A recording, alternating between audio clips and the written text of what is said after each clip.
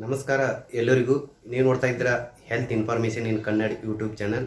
ಇವತ್ತಿನ ಈ ಒಂದು ಸಂಚಿಕೆಯಲ್ಲಿ ಡ್ರೈ ಕಪ್ ಒಣ ಕೆಮ್ಮು ಬರಲು ಕಾರಣಗಳೇನು, ಅದರ ಲಕ್ಷಣಗಳೇನು ಮತ್ತು ಅದಕ್ಕೆ ಮೆಡಿಕಲ್ಗೆ ಸಂಬಂಧಪಟ್ಟ ಟ್ರೀಟ್ಮೆಂಟ್ ಯಾವ ರೀತಿ ತೆಗೆದುಕೊಳ್ಳಬೇಕು ಎಂಬುದು ಸಂಪೂರ್ಣವಾದ ಮಾಹಿತಿ ನಾನು ನಿಮಗೆ ಈ ವಿಡಿಯೋದಲ್ಲಿ ತಿಳಿಸಿಕೊಡ್ತಾ ಇದ್ದೀನಿ.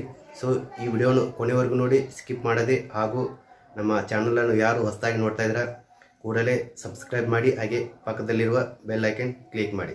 ನೋಡಿ, ಈ ಒಣ ಕೆಮ್ಮು ಬರಲು ಅಥವಾ ಈ ಡ್ರೈ ಕಪ್ ಬರಲು ಕಾರಣಗಳನ್ನು ನೋಡೋಣ. ಮೊದಲಿಗೆ ವೈರಲ್ ಇನ್ಫೆಕ್ಷನ್ ಆಗಿರ್ಬೋದು, ಎರಡನೇದು ಅಲರ್ಜಿ ಆಗಿರ್ಬೋದು, ಮೂರನೇದು ಬ್ಯಾಕ್ಟೀರಿಯಲ್ ಇನ್ಫೆಕ್ಷನ್ ಆಗಿರ್ಬೋದು, ನಾಲ್ಕನೇದು ಆ್ಯಸಿಡ್ ರಿಫ್ಲೆಕ್ಸ್, ಇದು ಕೂಡ ಕಾರಣ ಆಗ್ಬೋದು ಈ ಡ್ರೈ ಕಪ್ ಬರಲು.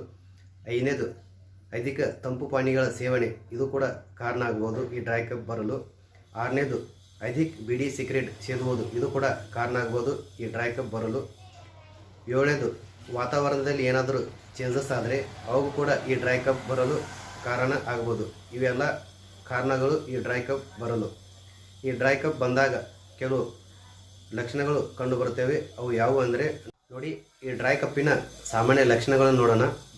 ಮೊದಲಿಗೆ ಗಂಟಲಿನಲ್ಲಿ ತುಂಬ ಕೆರೆತ ಇರುತ್ತದೆ ಮತ್ತು ಗಂಟಲಿನಲ್ಲಿ ತುಂಬ ನೋವಿರುತ್ತದೆ. ಕೆಮ್ಮುವಾಗ ಜೋರಾದ ಶಬ್ದ ಬರುತ್ತದೆ ಅಥವಾ ನಿದ್ದೆಗೆ ಅಡೆತಡೆ ಉಂಟು ಮಾಡುತ್ತದೆ. ತುಂಬ ತಲೆನೋವು, ಮೈಕೈ ನೋವು, ಇವೆಲ್ಲ ಲಕ್ಷಣಗಳು ಈ ಡ್ರೈ ಕಪ್ಪು ಬಂದಾಗ ಇರುತ್ತದೆ. ಇದಕ್ಕೆ ಮೆಡಿಕಲಿಗೆ ಸಂಬಂಧಪಟ್ಟ ಟ್ರೀಟ್ಮೆಂಟ್ ತಿಳಿದುಕೊಳ್ಳೋಣ ಇವಾಗ. ನೋಡಿ, ಈ ಡ್ರೈ ಕಪ್ ಬಂದಾಗ ಮೆಡಿಕಲಿಗೆ ಸಂಬಂಧಪಟ್ಟ ಪ್ರೈಮರಿ ಟ್ರೀಟ್ಮೆಂಟ್ ತೆಗೆದುಕೊಳ್ಳಬೇಕಾಗುತ್ತದೆ. ಅದರಾಗ ಮೊದಲಿಗೆ ತೆಗೆದುಕೊಳ್ಳಬೇಕಾದ ಮಾತ್ರೆ ಎಜಿಥ್ರಾಲ್ 500 mg. ಈ ಮಾತ್ರೆಯನ್ನು ಊಟಕ್ಕಿಂತ ಮುಂಚೆ ದಿನಕ್ಕೆ 1 ಬಾರಿ 3 ದಿನಗಳವರೆಗೆ ತೆಗೆದುಕೊಳ್ಳಬೇಕು.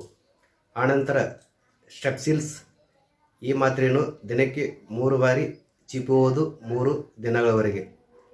ಆನಂತರ ಟ್ಯಾಬ್ಲೆಟ್ ಎಲ್-ಹಿಸ್ಟ್ ಮೌಂಟ್, ಈ ಮಾತ್ರೆಯನ್ನು ದಿನಕ್ಕೆ 1 ಬಾರಿ 5 ದಿನಗಳವರೆಗೆ ರಾತ್ರಿ ಸಮಯದಲ್ಲಿ ತೆಗೆದುಕೊಳ್ಳಬೇಕು ಊಟದ ನಂತರ. ಆನಂತರ ಅಸ್ಕೋರಿಲ್ D+, ಈ ಸಿರಪ್ಪನ್ನು ದಿನಕ್ಕೆ 10 ml 3 ಬಾರಿ 3 ದಿನಗಳವರೆಗೆ ತೆಗೆದುಕೊಳ್ಳಬೇಕು. ಆನಂತರ ಜ್ಯುರಡಲ್ P, ಈ ಟ್ಯಾಬ್ಲೆಟನ್ನು ದಿನಕ್ಕೆ ಊಟದ ನಂತರ 2 ಬಾರಿ 3 ದಿನಗಳವರೆಗೆ ತೆಗೆದುಕೊಳ್ಳಬೇಕು.